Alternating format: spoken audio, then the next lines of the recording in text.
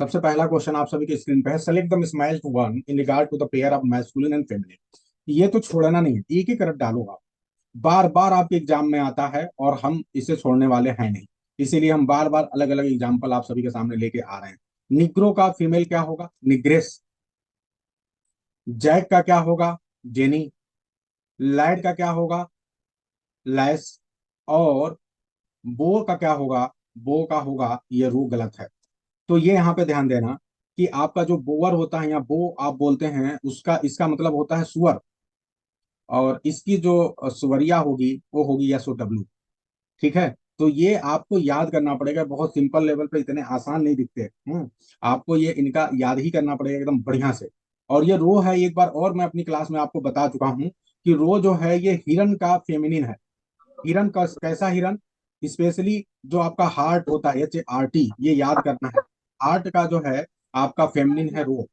ठीक है, तो ये आप लोग लर्न कर लेंगे। ठीक है, हार्ट क्या होता है? एक एडल्ट डियर होता है जो लगभग 5 साल के आसपास का होता है। रेड डियर जो है, रेड डियर की कैटेगरी वाले को हार्ट कहा जाता है। ठीक है, तो ये एक प्रकार का हिरन होता है और इसका फेमिनिन होता है रो। I hope it is very clear to everyone. सभी को समझ में आ रहा होगा और बहुत अच्छे से याद करिएगा। क्वेश्चन नंबर 2 पे चलते हैं। Select the mismatched one in regards to singular plural. Question number 2 की ओर चलते हैं और देखते हैं। Question number 2, select the mismatched one in regards to singular plural. Singular plural के संदर्भ में अभी पहला हमने जो क्वेश्चन देखा है वो आपने जेंडर से रिलेटेड देखा है। ठीक है, अब आपका ये क्वेश्चन फिर नाउन प्रोनाउन से है, लेकिन अब की बार हमने लिया है नाउन नंबर से रिलेटेड। ठीक है, तो ये भी दोनों चीजें बहुत इंपॉर्टेंट है आपके एग्जामिनेशन पॉइंट ऑफ व्यू से। अब जैसे स्टमक है तो उसमें सीधे सीधे स्टमक्स हो जाता है। ठीक है, रेडियस है तो रेडाई हो जाता है। इको है तो इकोज हो जाता है। तो ये तीनों में कोई दिक्कत नहीं। ये बड़ा इंपॉर्टेंट है कि यूएस, जो यूएस है उसको आप बदल देते हैं आई में। ठीक है, जैसे आप टर्मिनस का टर्मिनाई हो जाएगा। ठीक है, तो आपको याद करना पड़ेगा थोड़ा अच्छे से। अच्छा, अब यहां ध्यान दें, लोकस का क्या होगा? तो लोकस का क्या होगा? लोसाई। ठीक है, या लोसी बोलो जो भी। तो LOCI यहाँ पे करेक्ट होगा, जो आपको याद रखना है। तो यहाँ पे सेम हम उसी पैटर्न को ले चल रहे हैं कि जो एक नियम है इसका, कि अगर यूएस है तो उसको हम आई में बदल देते, तो यहाँ भी यूएस आया हुआ है, इसको हमने में आई में बदल दिया। ठीक है, तो ये आपका हो गया। अब एक बात ध्यान देना, ये होता क्या है? बहुत दो चीजें आपको समझना है। एक, लोसाई का मतलब होता है कि बिंदु पथ। बिंदु पथ का मतलब कई ऐसे बिंदु बने हुए हैं और इनको हमने मिला के अगर कोई एक आकृति बना दी तो आपका क्या बन गया? आपका बिंदु पथ बन गया। अब इसके प्लूरल ढेर सारे जितने हो जाएंगे वो आपका लोसी हो जाएगा। चलो, इसके अलावा और क्या होता है? कोई प्लेस है जहां पे किसी पोजीशन या प्लेस की बात करें, किसी पर्टिकुलर पोजीशन या प्लेस की बात करें। ठीक है, जहां पे कोई चीज घटित हो। ठीक है, तो अगर पर्टिकुलर पोजीशन या प्लेस की बात होगी तो उसके लिए भी यूज होता है उसके प्लूरल केसेस में। ठीक है, आगे बढ़ते हैं। तो ये तो फिलहाल अभी आप सीधे सीधे रट लें, क्योंकि ये बहुत सिंपल है कि आपको यूएस की जगह जो है आई करना है। ठीक है, आगे बढ़ते हैं, तीसरे क्वेश्चन की ओर चलते हैं। Find out the error in regards to pronoun. Pronoun के संदर्भ में आपको एरर बताना है, काफी इंपॉर्टेंट है ये, बहुत ही ज्यादा। He prostrated before his master who had return from London after year. उसने अपने मास्टर के सामने क्या हुआ? झुक गया वो। यानी झुक के नमस्कार करना बोलिए आप। अगर पोस्टेटेड का एक मतलब देखें तो क्या होता है? पूरा जो है किसी के सामने क्या करिए, throw oneself flat on the ground. जब कोई व्यक्ति अपने आप को पूरी तरह से ग्राउंड पे फ्लैट गिरा दे किसी के सामने। दूसरे शब्दों में आप सिर्फ समझिए कि एक तरह से दंडवत नमस्कार करना। बिल्कुल, बहुत अच्छा सीमा। तो जब बहुत रिस्पेक्ट के साथ नमस्कार करते हैं, सिजदा जिसे बोलते हैं आप लैंग्वेज में, आपका फारसी लैंग्वेज में, तो ये है आपका। तो इसने क्या किया? बहुत ही सम्मान के साथ अपने मास्टर को नमस्कार किया। ठीक है, अब ध्यान देना कि कुछ यहाँ पे वर्ड है, बिल्कुल राजकुमार जी आप सही बोल रहे हैं कि पोस्टेटेड के बाद हिमसेल्फ आएगा। तो एक रूल है, वो कहता है कि जब भी कुछ ऐसे वर्ब हैं जो बड़े फेमस वाले वर्ब हैं, अगर ये आते हैं तो इनके तुरंत बाद इनका रिफ्लेक्सिव प्रोनाउन आता है। क्या आता है जी? इनका रिफ्लेक्सिव प्रोनाउन आता है। ये काफी इंपॉर्टेंट है आपके एग्जामिनेशन पॉइंट ऑफ व्यू से। अब हमें ये देखना पड़ेगा कि ऐसे कौन कौन से वर्ब हैं जिनके बाद आपको रिफ्लेक्सिव लगाना है। ये काफी इंपॉर्टेंट है, जिसे आप लोग एकदम अपने याद कर लें हमेशा। तो कौन कौन है? एब्सेंट वर्ड है, और क्या है? प्रेजेंट है, इंजॉय है, इंट्रोड्यूस है, कन्फाइन है, डिवोट है, और सेक्रीफाइस, ये कुछ ऐसे वर्ब्स हैं जो आपको ध्यान रखना है। अगर ये आते हैं तो इनके बाद आपको जो है रिफ्लेक्सिव प्रोनाउन का यूज करना पड़ता है। ठीक है, तो ये बहुत अच्छे से तैयार कर ले, ये एग्जामिनेशन पॉइंट ऑफ व्यू से बहुत इंपॉर्टेंट है। और आपको ये बार बार अलग अलग एग्जाम में आता है, चाहे आप एसएससी का एग्जाम दे लो, चाहे जो एग्जाम दे लो, ये बार बार आता है। वहां पे प्रॉब्लम जब आएगा ना, अगर ये वर्ब आ जाए तो बिना सोचे समझे समझो कि प्रॉब्लम इसी से रिलेटेड है। चलो आगे बढ़ते हैं अगले क्वेश्चन की। क्वेश्चन नंबर 4 की ओर चलते हैं, वो देखते हैं। क्वेश्चन नंबर 4 हमसे क्या बोल रहा है, टुन टू नोज। ये भी बहुत इंपॉर्टेंट है, आप जाने कभी भी यदि नो आता है, ठीक है, नो नोज कुछ भी आए और उसके बाद किसी चीज से लर्निंग से रिलेटेड हो, तो आप हमेशा हाउ टू का प्रयोग करते हैं। ठीक है, तो टुन to knows how to write a letter, तो हाउ यहाँ पे टू पहले से लिखा हुआ है, तो हाउ यहाँ पे बेस्ट ऑप्शन। ठीक है, तो आप सभी याद रखेंगे। अगर नो वर्ब आता है तो नो अपने बाद हमेशा जो है डायरेक्ट टू राइट न करके हाउ का प्रयोग आप कर सकते हैं, या इसी प्रकार से और भी क्वेश्चन वर्ड जो है अलग अलग सिचुएशन में आ सकता है, जैसे वेयर हो गया, वेन हो गया, वाई हो गया। लेकिन जो सबसे फेमस आपको एग्जाम में बार बार क्वेश्चन आता है, वो हमेशा हाउ से आता है। ठीक है, I hope it is very clear to everyone. आगे बढ़ते हैं, fill in the blanks with appropriate verb. ठीक है, अप्रोप्रिएट वर्ब के साथ जो है देखते हैं भाई। तो आप देखें, एक बहुत अच्छा यहाँ समझना है कि इट में रेन टुमारो, जब डायरेक्टली अगर पॉजिटिव सेंटेंस में होगा तो आप अगर कोई चीज दिखा रहे हैं कि शायद ऐसी संभावना है, तो आप मे का प्रयोग करेंगे कि शायद कल वर्षा हो सकती है। लेकिन जब वही चीज आप इंट्रोगेटिव और निगेटिव में करते हैं तो मे का प्रयोग नहीं करते हैं, आप कैन का प्रयोग करते हैं। ये काफी इंपॉर्टेंट बात है। तो अब आप बोलोगे can this news be true, या it can not be false, तो यहां पे आप मे का प्रयोग नहीं करेंगे, कैन का प्रयोग करेंगे, सेम उसी सेंस। ठीक है, तो I hope it is very clear to everyone, सभी लोग इसे ध्यान रखेंगे। छोटी छोटी मगर मोटी बातें हैं आपके एग्जामिनेशन पॉइंट ऑफ व्यू से। और अब हमारा स्टूडेंट कोई गलती नहीं करेगा, क्योंकि सारे प्रकार की गलतियां हम आपको यहाँ करवा चुके रहेंगे। Find out the error in relation to the verb. ठीक है, वर्ब से संबंधित आपको यहाँ पे बताना है कि क्या एरर है। बहुत अच्छा क्वेश्चन है। Never before the students of India have so much been frustrated as today when the problems of unemployment are dominant.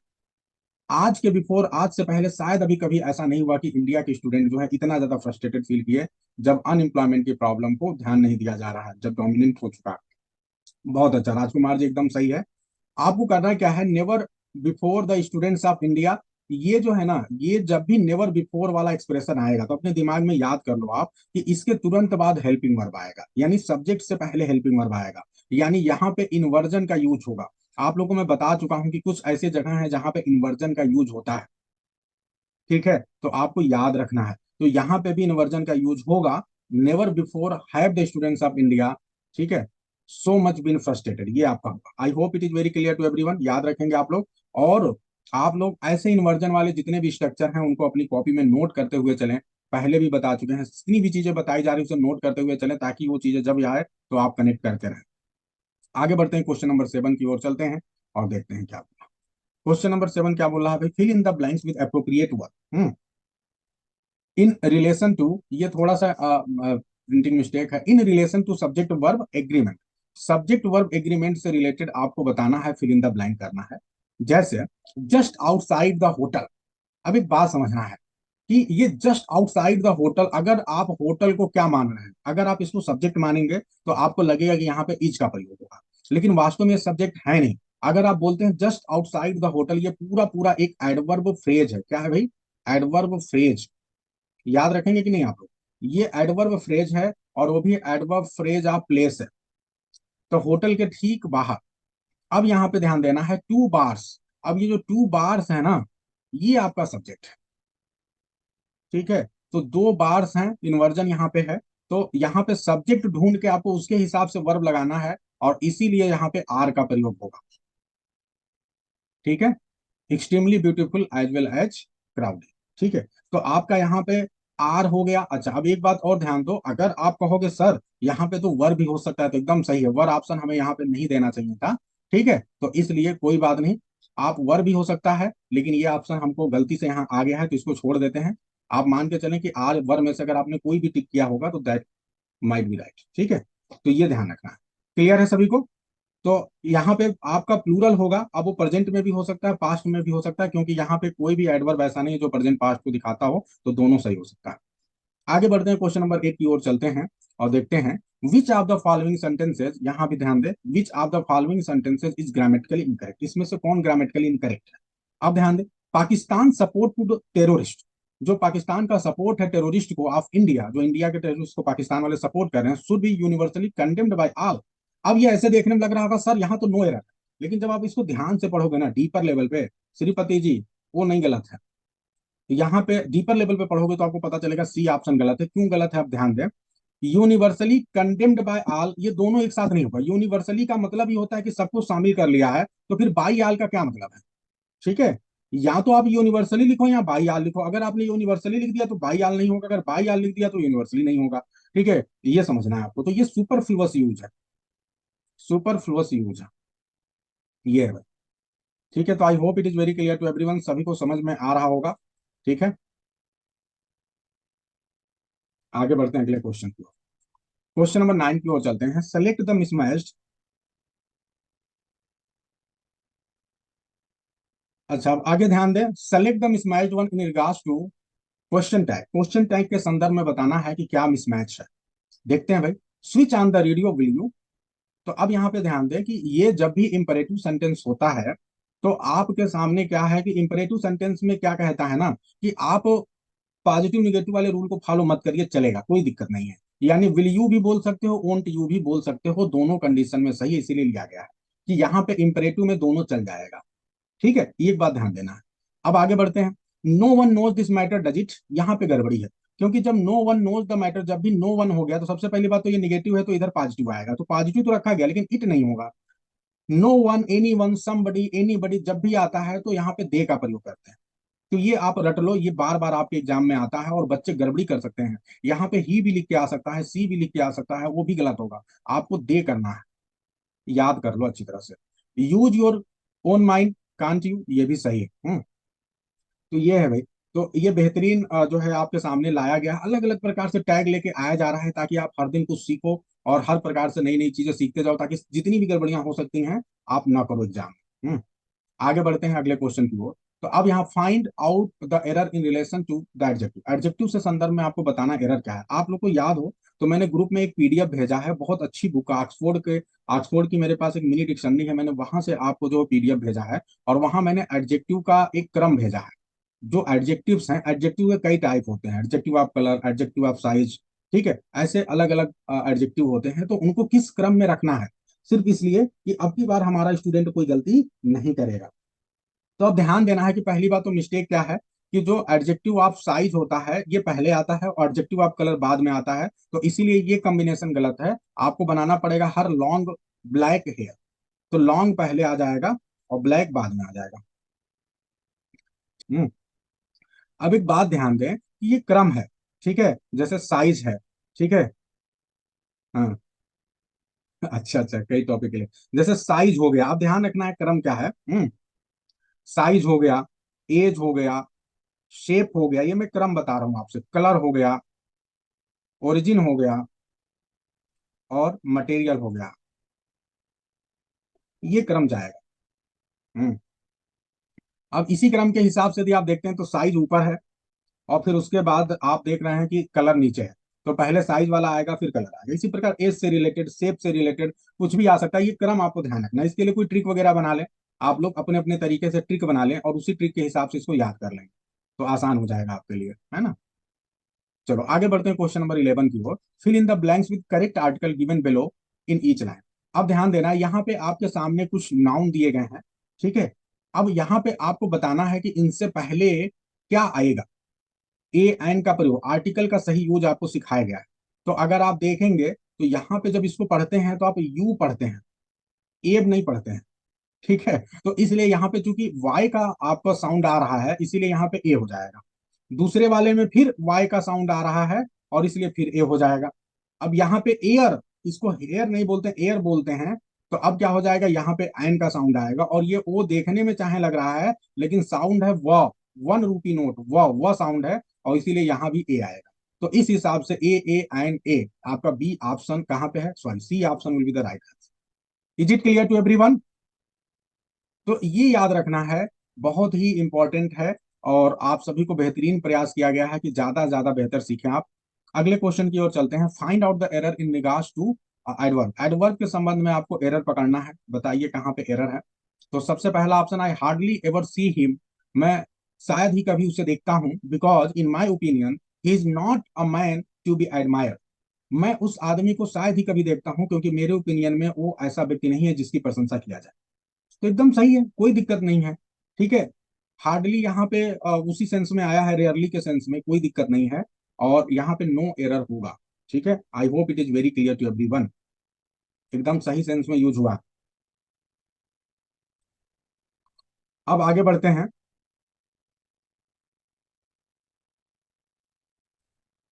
Fill in the blanks with. ठीक है, उस सेंस में स्मिता ये नहीं लिया गया है, जो सेंस में लिया गया है उस सेंस में ये सही है। ठीक है, ये ध्यान रखना। Fill in the blank, fill in the blanks with appropriate preposition. यहाँ पे आपको प्रीपोजिशन का यूज करना है। अप्रोप्रिएट प्रीपोजिशन का यूज करना है। जैसे आप ध्यान दें, Peggy was pretty rude to. Rude to होता है। अब ये काफी बेहतरीन प्रीपोजिशन है जो अक्सर हम गलत कर देते हैं। र्यूड टू होगा। आई रैन, ये काफी बेहतरीन है। अगर आप इसको देखेंगे तो पाएंगे, आई रैन इन टू। रैन इन टू का मतलब होता है मीट करना, किसी से मिलना। ठीक है, तो आई रैन इन टू टुनटुन, मैं टुनटुन से मिला बनारस स्टेशन पे। और if you don't stop shouting at मी।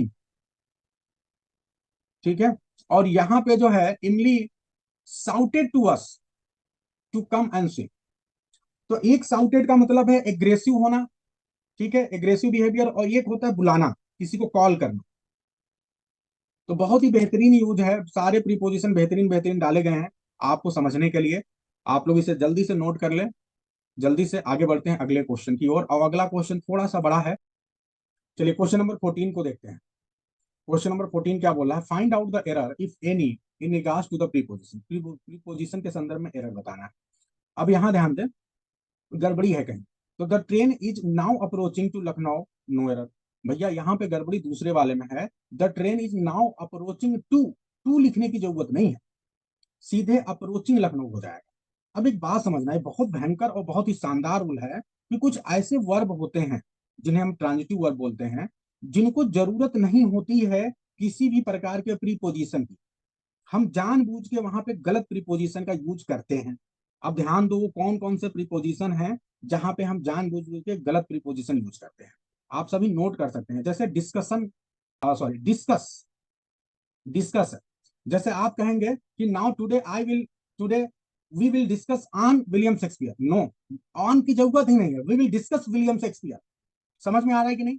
अच्छा, ये इतना करीब लगता है कि आपको लगता है गलत हो ही नहीं सकता। गलत नहीं है, आप कॉन्फिडेंस में होते हैं ये तो गलत ही नहीं है, क्योंकि आपको प्रैक्टिस नहीं है, हैबिट नहीं है, आपने उस तरह से पढ़ा नहीं। तो डिस्कस ऑन नहीं, सीधे डिस्कस। इसी प्रकार से इम्फेसिस ऑन नहीं, इंटर, इंटर के बाद इनटू का प्रयोग नहीं करते हैं। ठीक है, ये तो आपको बचपन से याद होगा। फिर उसके बाद मैरी। ठीक है, फिर लाइक। रिजेंबल तो आप लोग को बहुत बढ़िया से याद होगा। मैकबेथ में लेडी मैकबेथ जब मारने जाती है तो उसे पता चलता है कि डंकन, उसे ऐसा पता चलता है उसके फादर को रिजेंबल कर रहा है। तो आप क्या बोलेंगे? He is resembling like my father. मेरे फादर की तरह लग रहा है, गलत है। ही रिजेंबल्स माई फादर, डायरेक्ट। तो वहां पे आपको लाइक वगैरह की कोई जरूरत नहीं है, डायरेक्ट हो जाएगा।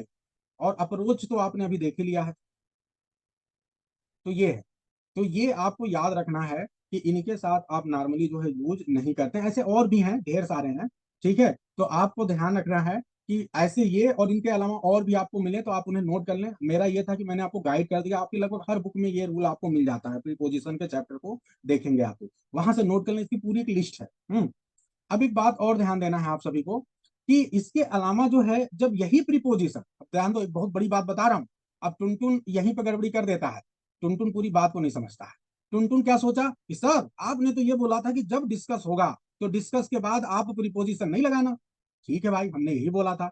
लेकिन अगर डिस्कशन है, अगर डिस्कशन कहीं है, तो डिस्कशन के बाद आपको प्रीपोजिशन लगाना पड़ेगा। और डिस्कशन ऑफ या डिस्कशन, तो जब यही नाउन फॉर्म में आएगा, ठीक है, तो आप इसके साथ प्रीपोजिशन लगा सकते हैं। जैसे resemble to, resemble to. Entry into, ठीक है, emphasis on, approach to, this is my approach to deal the, ठीक है, तो अप्रोच टू, ठीक है, मैरिज टू। तो ये जब यही नाउन के रूप में आएगा तो अपने साथ प्रीपोजिशन को ले लेगा, कोई दिक्कत नहीं है। तो ये ध्यान रखना कि मामला वर्ब का है, वर्ब के रूप में आएगा तो ये अपने बाद नॉर्मली वर्ब को नहीं लेगा, लेकिन जब ये नाउन के रूप में आएगा तब ये रूल उस पर लागू नहीं होगा। आगे बढ़ते, बहुत डीपर लेवल के कॉन्सेप्ट को बताया हूं। चलिए आगे बढ़ते हैं। Which pair is incorrect in regards to synonym, जब सिनोनिम की आप बात करते हैं तो कौन सा पेयर आपको इनकरेक्ट लग रहा है बताना है। स्ट्रे, स्ट्रे का मतलब दिशा भटक जाना, तो होमलेस हो जाना, ठीक है भाई। परसीव, परसीव का क्या है, रिकॉग्नाइज, ठीक है, सिनोनिम है यहाँ पे। ट्वाइल, ट्वाइल का मतलब होता है हार्ड वर्क, तो यहाँ पे क्या है, लेज, रेस्ट, रिलैक्स, हार्ड वर्क करना और ये कह रहा है रिलैक्स करना, तो ये अपोजिट आइडिया हो गया और इसीलिए एंटोनिम है, इसीलिए ये इस ग्रुप को मैच नहीं करता है और इसलिए मिसमैच हो गया। इमर्ज का मतलब सबमर्ज, ये सही है, तो ये आपका तीसरा वाला ऑप्शन यहाँ इनकरेक्ट है। अच्छा, एग्जामिनेशन के हिसाब से आप सभी को पता है कि ये सारे क्वेश्चन अलग अलग आए हुए हैं, हम तो आपको यहाँ पे इस तरह से करा रहे हैं कि एक ही क्वेश्चन है, लेकिन ये सारे अलग अलग आपके एग्जाम में क्वेश्चन आए हुए हैं, अलग अलग एग्जाम्स में। अब यहाँ ध्यान दें, एंटोनिम के मिसमैच को देखना है। वाइटल, वाइटल का मतलब कि कोई चीज बहुत ज्यादा इंपॉर्टेंस वाला है, ठीक है, तो यहाँ लिस्टलेस से पेरिफेरल है, बिल्कुल कोई इंपॉर्टेंस का नहीं है, लिस्टलेस है, ठीक है। वाइटल का मतलब जिसमें बहुत ज्यादा एनर्जी हो, लिस्टलेस का मतलब बिल्कुल एनर्जी नहीं, आलसपन है, ठीक है, तो ये उल्टा है, ठीक है भाई। प्रीकेरियस, प्रीकेरियस मतलब जो बहुत खतरनाक हो, सेफ मतलब कोई दिक्कत नहीं है एकदम, ठीक है, तो ये भी उल्टा है। रेविस, अब रेविस का मतलब यहाँ पे डिलाइट इन चैन, कहते हैं ना दिस वाज रेविसिंग। कई सालों से तैयारी करने के बाद भी क्या आप सरकारी नौकरी से वंचित हैं? वो भी केवल इंग्लिश ग्रामर की वजह से? क्या आपके सिलेक्शन में ग्रामर ही सबसे बड़ी बाधा है? क्या आप भी ग्रामर के रूल्स और वोकैबुलरी बार बार याद करने पर भी भूल जाते हैं? तो आपकी इसी प्रॉब्लम को ध्यान में रखते हुए एसके सर लेकर आए हैं आपके लिए इंग्लिश ग्रामर एंड वोकैबुलरी का ऑल इन वन बैच, जिसमें आपको SSC, TGT, PGT, banking, school Olympiads, NDA, CDS, railway, UP police, Delhi police और सिविल सर्विसेज CSET जैसे गवर्नमेंट एग्जाम्स की तैयारी बेसिक टू एडवांस लेवल पर कराई जाएगी और साथ ही आपकी प्रैक्टिस के लिए टेस्ट सीरीज भी आपको प्रोवाइड कराई जाएगी। और ये ऑल इन वन बैच आपको मिलेगा मात्र 200 रुपए पर मंथ के अट्रैक्टिव प्राइस में। तो बिना वक्त गवाए आज ही ज्वाइन करें और अपना सिलेक्शन पक्का करें।